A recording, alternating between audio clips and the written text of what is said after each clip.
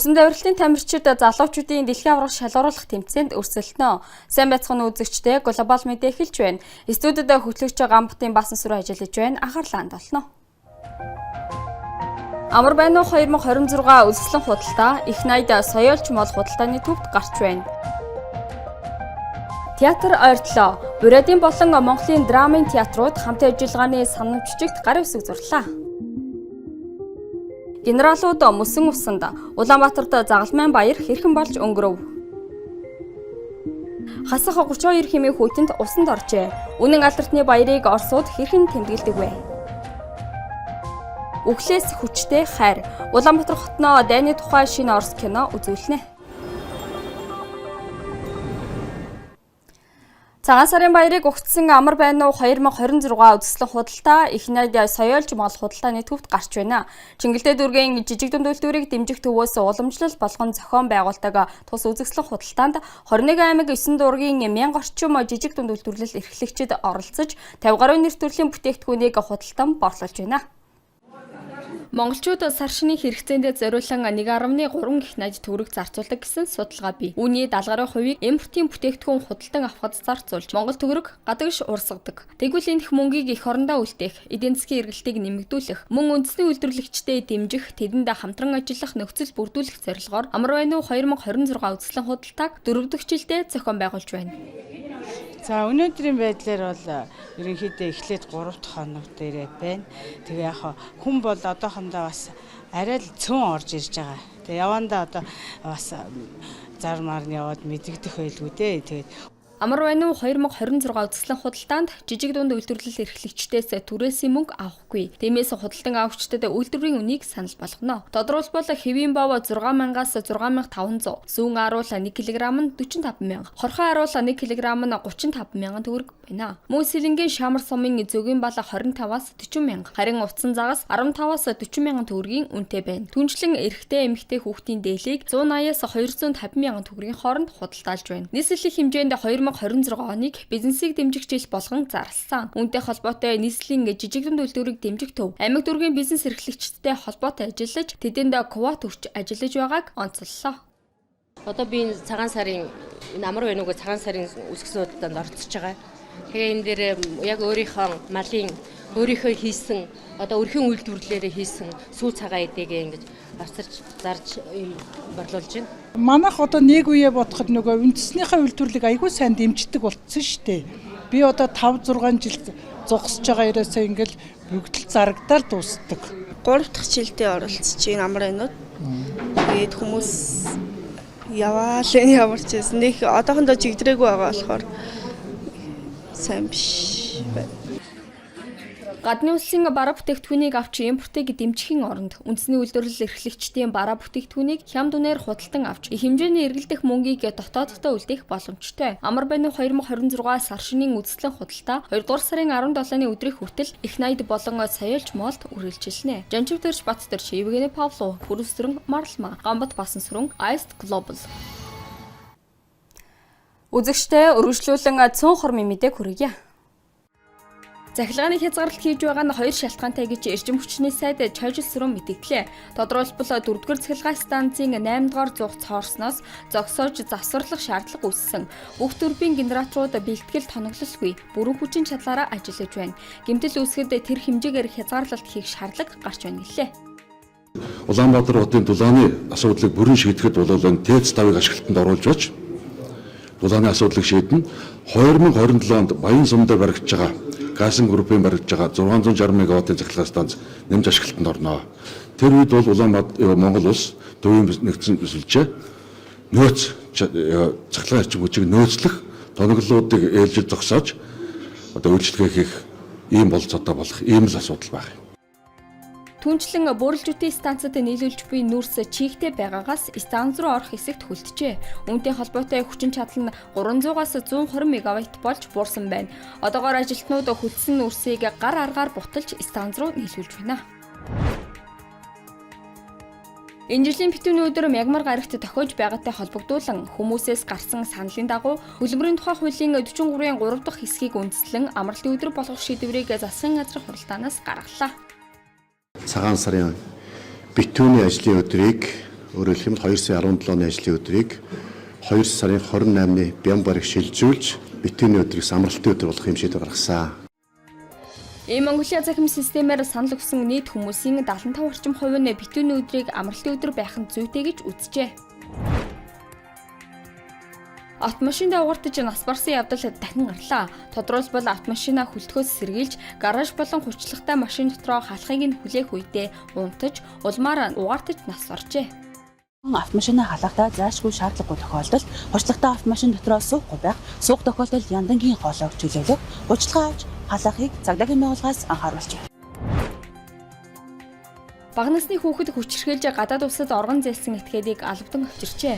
Уг этгээд нь 2017 онд бага насны хүүхэд хүчирхээлсэн гэмт хэрэгтээ шалгагдаж байхдаа гадаад улс руу оргон зайлсан байна. Турк улсын хууль сахиулах байгууллагатай хамтран хэрэгжүүлсэн ажиллагааны хүрээнд байршил нь тогтогдсон юм а. Уг этгээдийг Интерполийн хөх буланд зар мэдээгээр олон улсын хэмжээнд эрүүл сурвалжилж байжээ. Хүүтнэрч чангалсан сүүлийн 5 хоногт осгосон хүлцсэн 7 тохиолдолд бүртгэгдэж 5 хүн нас баржээ. Хамгийн сүүлд Сүхбаатар аймагт 56 настай иргэн энэ сарын 19-ний өдөр гэрээсээ Малдаа яваад эргэж ирээгүй байна. Тухайн иргэний хувьд даралт ихсэх цовиртой байжээ. Брэдэд бар айлын байшингийн дээвэр дээр гарчээ. Энэ явдал Мохор Шибэрийн аймагт бүртгэгдсэн байна. Тодорхойлбол цолгой суманд 20-ны өдөр бар орж иржээ. Зэрлэг амтан дахин үзэгдсэн тохиолдолд Алтч хамгаалалтын газрын байцаагчид барих, байгальд эргүүлэн тавих ажлыг зохион байгуулах юм а.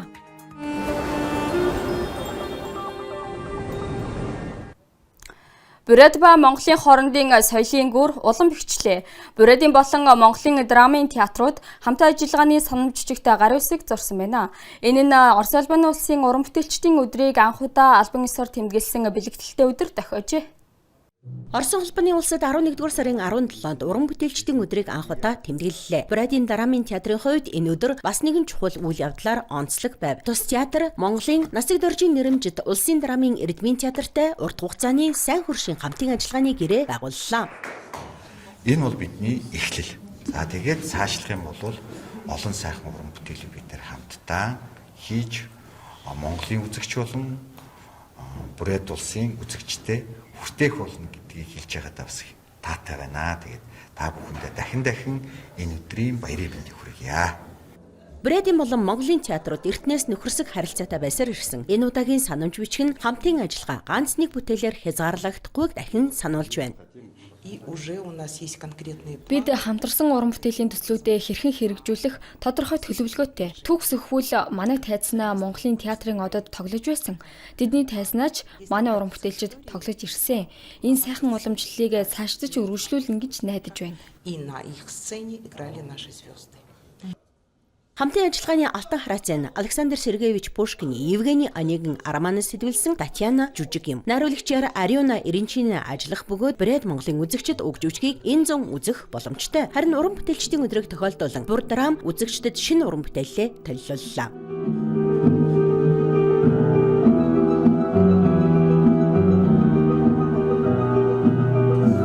Цаашдаа энэ гоё сайхан өдрөгээд бид хоёрыг манай хоёр театрын харилцаа гэдэг ингээд нэг шин гэдэг гоё бие биендээ тусалж ингээд шин гоё бүтээлнүүдийг гаргаж байх болдгоо их байна. Мария Латишева, Даниил Щербаков, Iced Global.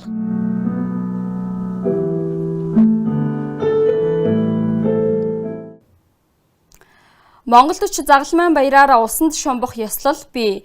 Улаанбаатар хотоос 20 км-ийн зайд орших нэгэн карьер дээр зохион байгуулжээ. Хамгийн түрүүнд Орос улбаны улсаас Монгол улсад суугаад цэргийн атташе хошууч генерал Паул Петрунен шумбсан байна. Харин түүнд бэлчиж байсан өхөр саатхийг шахжээ. Зан үйл хэрхэн болж өнгөрснийг одоо сонирхолъя.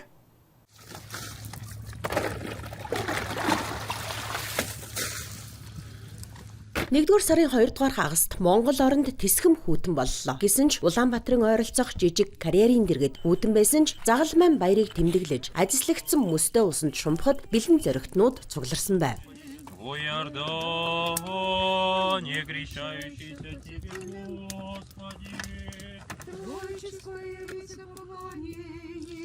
Үнэн алдартны залбирын дуу их талд ховор сонсогдох нь тодорхой. Тиймээс ийм содон үзэгдэл эндхийн хамгийн сониуч оршин суугчдын анхаарлыг татах нь гайхах зүйл биш юм. Харин Монгол өхөр тун найрсаг байла. Холоос ажиглаж, куплес ууж, илдгээр бэлчээртэй гарав. Энэ улсын өхөрч биш, хүмүүс нь ч найрсаг, хүлээцтэй, илдэг. Сайн санаад найз нөхдийн туслалцаа оролцоогүйгээр энд бараг юу ч болдоггүй.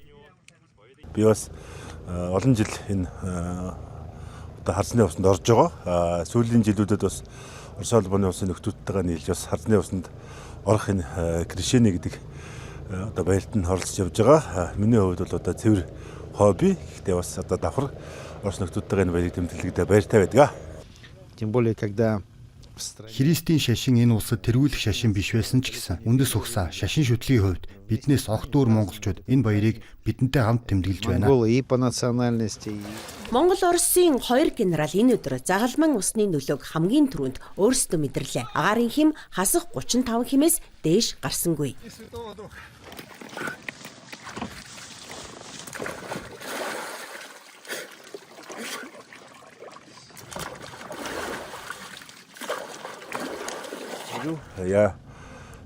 Би зөвлөлтийн сонсогч гэдгээ хэлдэг. Би Эрзаны агаарын десантын сургуульд 5 жил сурсан. Эрзаны сургуулийн төгсөгч хүн.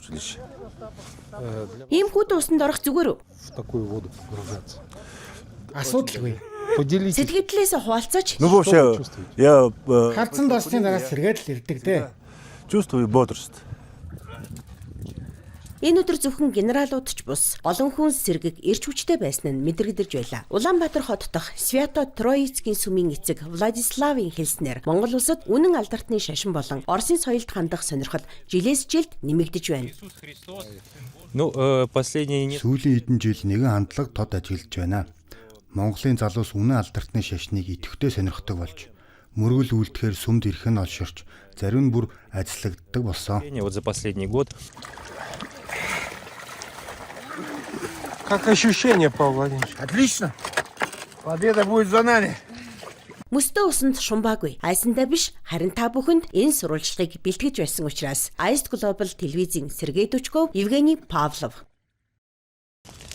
Мөргөлийн үеэр бэлчиж байсан өхөр танд саад болсонгүй юу ламта? Үгүй дээ, тэд чинь адилхан бурхны бүтээл шүү дээ. Энэ бол тэдний төрлөх амьдрах орчин. Тиймээс бид огтхонч гайхаагүй. Оросын үнэн алдартны шашинтнууд Христийн шашны хамгийн чухал баяруудын нэг их эзний загалмайн баярыг тэмдэглэлээ. Улаанбаатар хотод энэ баяр хэрхэн болж өнгөрснийг манай сурвалжлагчийн тусгай сурвалжлагаас үзнэ. Загалмайн баяр нь үнэн алдартны сүмийн хамгийн чухал 12 баярын нэг юм. Ариун сүдрийн дагуу энэ өдөр Иоанн Предтеча Йордан галын усанд Иесус Христийг загалмаалжээ. Сүм хэд бүхэнд энэ өдөр ёслолын мөргөл үлдэж, ариун гусаа ажиллана. Олон хүн гол мөрөнд гаргасан тусгай нүх загалмайн купол буюу Йорданд усанд ордог. Загалмайн баярын ус онцгой, эдгэх, ариусгах чанартай гэж үздэг. Найзуудаа итгэхэд бэрхч одоо гадаа 30 хэмээн хүүтэн байна. Бидний дэргэд нэг эмэгтэй байна. Хэддэх удаага усанд орж байгааг нь асууя. Ирена, таны хувьд энэ нь нүглээ ариусгах ёслол уу? Эсвэл зүгээр уламжлал уу? Миний хувьд энэ бол ариусал, бурханд итгэх итгэл, бас эрүүл мэндэд тустай хэрэг. За тэгвэл бурхан таныг эвэх болтугай. Бид холоос харнаа. Жинхэнэ орос эмэгтэй айдасгүй алхаж байна. Ус ямар байна? Гайхалтай. Амьсгаа тавчидлаа.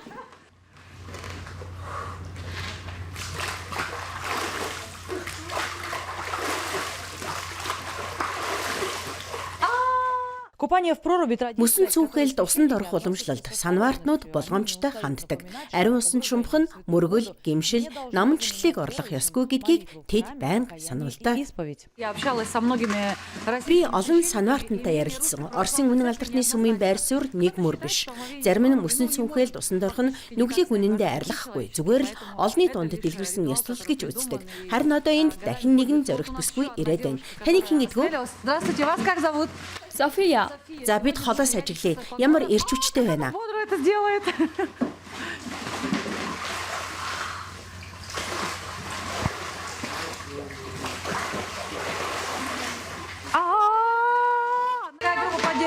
ийм олон дэмжигчдтэй та нар яагаад шумбах байгаа? Энэ жил жаахан өвдсөн. Өнгөрсөн жил бүгд шумбсан. Миний хувьд энэ бол доторх хүч чадлаа байгааг мэдрэх мэдрэмж, нүглээ намжлах тухай биш юм аа. Бас бие чирэгжүүлэхэд тустай. Та нар яагаад усанд орохгүй байна вэ? Бацанд очдгоо. Тийм ээ. Бид Бурайдад амьдардаг. Бүх шашны уламжлалыг хүндэлдэг. Та яагаад Загламан баяраар энэ дөрөв? Эрүүл мэндэд бодоод бид бүгд Оросд амьдарч байгаа шүү дээ.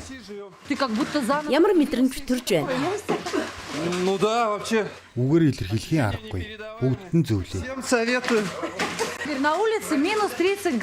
Гарахад тань юу нөлөөлөв? Хүмүүс гэртэл сууж байдаг штэ.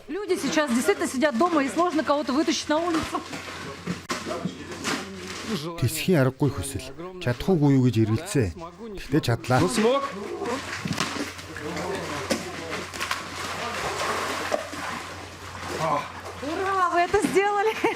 Та чадлаа. Баяр хүргэе. Ямар вэ? Би 100 хүрэн бэлитэй байгаа ч даарч байна. Харин тэд ус хийвэн байна гин. Хэдэн удаа шумбсан бэ? 10 гаруй жил шүү. Энэ бол ариусал. Би махбодч чирэгжээд сайхан шүү дээ. Үнэн алдартны сүсгтэн бүхэнд Загламан баярын мэнд хүргэе. Ариун усанд ороорой. Эрүүл мэндэд маш сайн шүү. Сүсгтэн олон ариун усанд онцгой хүндэтгэлтэй ханддаг. Жилийн турш тусгай газар ихэвчлэн бурхны хөргийн дэргэд хадгалдаг. Ариун ус дараагийн бурхан залрах хүртэл муудахгүй гэж үздэг. Маш хүйтэн байна. Та хэдийн усанд орчихсон уу? Тийм ээ, чүүгээ авчирсан. Чи усанд орохыг хүсэж байна уу? Тийм ээ. Гэхдээ имэж өвшөөрөхгүй. Амар би аимхай биш ч айж байна. Үнэн алдартны сүсгтэн бүхэнд их эзний Загламан баярын мэнд хүргэе. Маш сайхан мэдрэмж. Шинээр төрсөн юм шиг санагдлаа. Хэдэн жилийн өмнө шумбаж байсан тэгэхэд ийм мэдрэмж төрөөгүй. Ер нь бол бие махбод цэвэршиж байна гэж ойлгож болно. Нүглээ угаалаа. Нүгэлтэй байсан гэж юу? 50 гимшиж байгаа. Бүгдд нь баярын мэнд хүргэе. Орос Монголын сувагч Ice Global мөн сүсгтэн бүхэнд баярын мэнд хүргэж, эдгээр зоригт залуус шиг эрүүл саруул байхыг хүсье. Мария Латышева, Артем Буинов специально для Ice Global. Эрх мягмар гарагт 1-р сарын 27-ны өдөр Эрдэнэкад дайны тухай онцгой нэгэн Орос киноны ганцхан удаагийн үн төлбөргүй үзүр болно. Кинонд нацист Германы хорих лагерт хоригдсон залуу балетчин охины хувь заяаг өгүүлнэ. Бодит үйл явдлаас сэдэвлэн бүтээсэн бүтээлж. Үзүрийн дараа киноны ерөнхий продюсер болон жүжигчдтэй уулзалт зохион байгуулагдана. Хэрхэн оролцох талаар яг одоо үзүүлье. Тебя как зовут? Сергей Пахомов. Лейтенант Красной Армии. Спасибо, что спрятали. Мы тоже из лагеря. Штутгоф. Слышал про такое? Это что-то знакомое. Вы держитесь, наши уже совсем близко. Дэлгэцэн дээрх эдгээр агшин Александра Фёдоровигийн хувьд зүгээр нэг киноны кадр биш юм. Өхлийн Вайлс киног тэрээр гагой их дайныг бүхэлд нь туулсан. Өвөг эцгийнхээ дурсамжаар дамжуулан харж байна. Очень сложно говорить об этом фильме. Без слез. Энэ киноны талаар ярихад маш хүнд юм. Ойлгохгүй байхын аргагүй. Энэ кино бол үнэндээ зочирдол. Саяхан өндөр өвөө минь өнгөрсөн. Эх орны дайны Ахмад дайчин байсан хүн. Тийм болохоор энэ бүтээл миний хувьд сэтгэлийн гогцоо боллоо. Тийм болоод л сэтгэл ингэж их хөдөлсөн байх. Поэтому я думаю, что я еще более эмоционально к этому всему отношусь. Үдсэн оюутнууд ч сэтгэл хөдлөлөө барьж чадсангүй. Тэд киноны баатруудтай хамт хорих лагерын хатуу оршихуйг туулж байгаа юм шиг жихүүцсэн гэдгээ хүлээн зөвшөөрлөө. Ты очень честный и смелый, Тефочка, но воровать хлеб очень плохо. Выходи. Запомните, все нарушители правил, установлены в лагерь, будут жестоко наказаны. Мөн киноны хэсгүүд түүхийн сурах бичгээс ч илүүтэйгээр агуу ялал ямар үнээр олдсныг ойлгуулж мэдрүүлэхэд тусална. Эдгээр агшин үзэгчдийн ой санамжид удаан хадгалагдах нь гарцаагүй. Гол дүр охины ээжийг дүүжилсэн хэсэг. бас хамгийн ихний үзэгдэл. Эмээг мотор зодсоор байгаад алчхаад гэр бүлийнхнийхэн зургийг дээрэлсэн шидэд Үхлийн Вэлс киноны бодит үйл явдалд тулгуурлан бүтээгдсэн юм. Зохиолчид КГБ-гийн бүсийн газрын нууцаас ил гарсан баримтуудад тулгуурлажээ. Гол дүр нь залуу балетчин охин. Тэр өсвөр наснда ээжийнхээ хамт Германы хорих лагерт орж жинхэнэ найз нөхдөдөө болж амьд үлдэхийн төлөө тэмцэнэ. 1, 2, 3, 4. Браво! Ты спасла 10 жизней. Энэ кино зөвхөн хорих лагер дах амьдралын тухай бус мөн хайр дурлал, өөрийгөө золиослох, эер зориг, итгэл найдварын тухай үлнэ. Энд хүн чанар үндснүүдийн нэгдлийн сэдв хүндэгдэн. Чи ямар үндэстэн байх нь хамаагүй. Бүгд л хүн. Тийм аимшигт газар ч хайр дурлал, нөхөрлөл оршиж чадна. Верад тусалсан Франц залуу түүний Асиятай хамт мэдэрсэн хайр. Энэ бүхэн бол сэтгэл хөдлөм төөх юм. Энэ оюутан болгон ирээдүйн бага ангийн багш эсвэл сургуулийн өмнөх боловсролын сурган хүмүүжүүлэгчид. Хэдхэн жилийн дараа тэд өөрсдөө сурагчдтайгаа чухал сэдвийн яриа өрнүүлж 1941-с 45 оны үйл явдлын тухай ярьж өгнө. Манай улсад аваа их орны дайнд өртөөгүй гэр бүл гэж байхгүй. Бид залуу үе Ахмад Айчдыг амьд сэрүүнд нь хамт байлцсан сүүл үеийнхэн. Тэдний гавьяаг санаж үр хүүхдүүдтэй заавал дамжуулан ярьж өгөх ёстой. Оюутнууд энэ киног аль болох олон хүн үзэх ёстой гэдэг дээр итгэл нэгтэй байна. Тиймээс олонх нь ойр дотныхонтойгоо дахин үзэхээр төлөвлөжээ. Харин Улаанбаатар хотод Үхлийн Вэлс киног ганцхан удаа ганц л газар үзэх боломжтой. Санаж аваарай. 1-р сарын 27-ны өдөр Мягмар гарагт 18 цагт Оросын соёл шинжлэх ухааны төвд Монгол хадмал орчуулагтай. Насны хязгаар нэмэх 18. Эрхэм үзэгчдээ та бүхэндээ глобал мэдээлэл хав гарагийн дугаараа хүргэлээ. Анхаарлын дуулаа хамт байсанд баярлалаа. Баяртай.